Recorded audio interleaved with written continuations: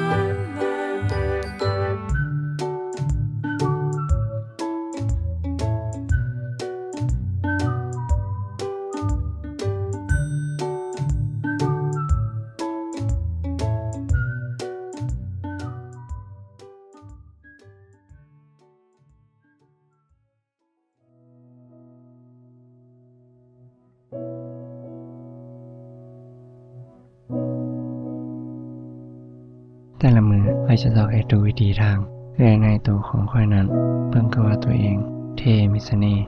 โดยเฉพาะถ้าข้อยเฮ็ดตอนนั้นหมู่เพื่อนเขาเจ้าจะว่าข้อยโคตรเท่เลย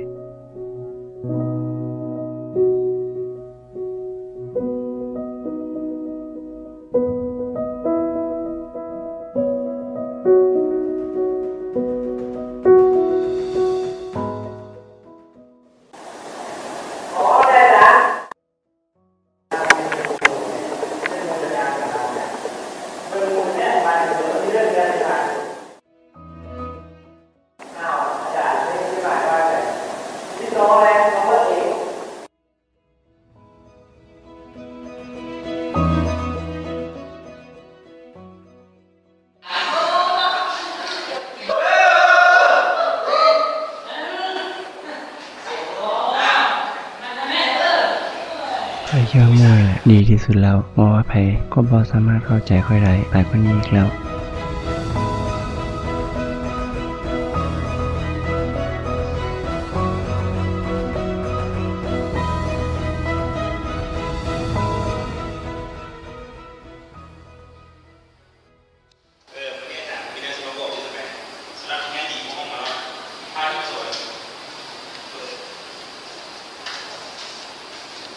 เขาที่มาสอนห้องนี้จะได้ขึ้นมีเงินตามเกณฑ์เพราะว่าเราสิได้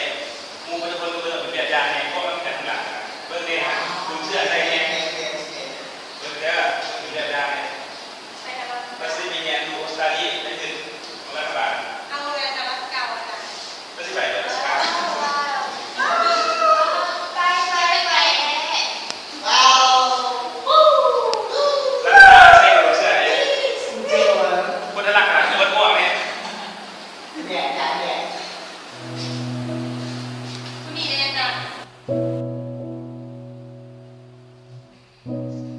แล้วนี่ก็แม่นเท้าที่เขาสอนอาจจะเป็นนักเรียนเก่งที่สุดในห้องไผๆก็ยอมเอาว่าดีแต่ข้อยก็บ่คิดแนวนั้นดอกเพราะเราเบิ่งคือเงาๆอยู่คือสิเป็นคนบ่มีหมู่บ่มีไผอยากเล่นนำคนแบบนี้เก่งไปก็คือเก่าบ่มีไผช่วยเหลือนะ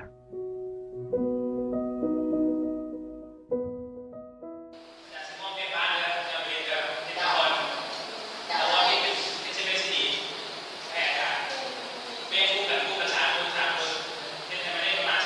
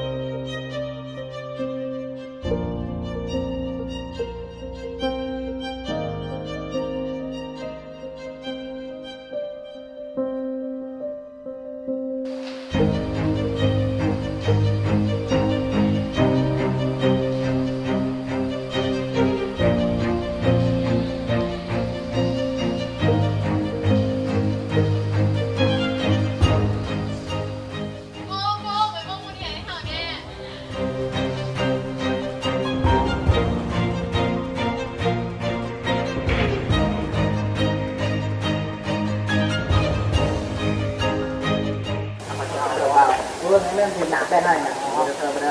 ว้าวเป็นยังนี่แบบนี้ยังนี่เป็นยังนี่แบบนี้โอ้นี่เจ้าเห็นกันอยู่นี่นะเป็นบอลตีกันนี่นะเป็นนักเลงนะเป็นลูกเครื่องเป็นงูเนี่ยคือคนระเบียบขนาดขนาดในชีวิตนี้มันเนี่ยเห็นอะไรวะมันกลัวบ้างไม่ต้องใส่ด้วยเอานะนี่นะโดยเขาก็เลือดใจไปไปบางครั้งข้อยก็ยังคิดว่าหมู่ที่ข้อยเลี้ยงนำนี่ดีแท้แล้วว่า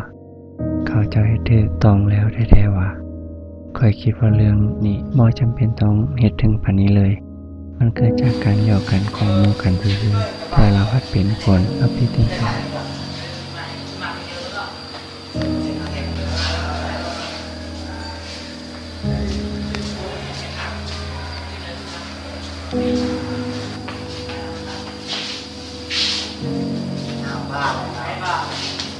นี่เลยนะ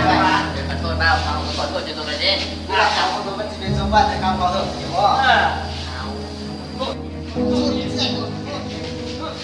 ข้อยคิดว่าเรื่องนี้มันเกินเลยไปแล้วข้อยต้องได้แก้ไขโดยตัวข้อยเอง เหลือคนนี้นึง อ้าวมอ โอ้โอเคแม่งเลย ตู้กระปุกโยนเล่นอย่างว่าตะบอลนู่น เดี๋ยวว่านี่นึงพอแล้ว โมเดลนะ พอแล้วโอ้ยเอามึงก็เป็นมุ้งเสื้อดีกว่ากระทบมันเลยเอาตัวยี่พอแล้วนี่นะมุ้งกูดีกว่ามุ้งสวยแหละมุ้งไปโอ้ย กระปุกมันจะดีไหมล่ะ เป็นยังไงล่ะพอนะโอ้ยไปไหม พ่อนะเพ่ง ครับครับเริ่มมือกัน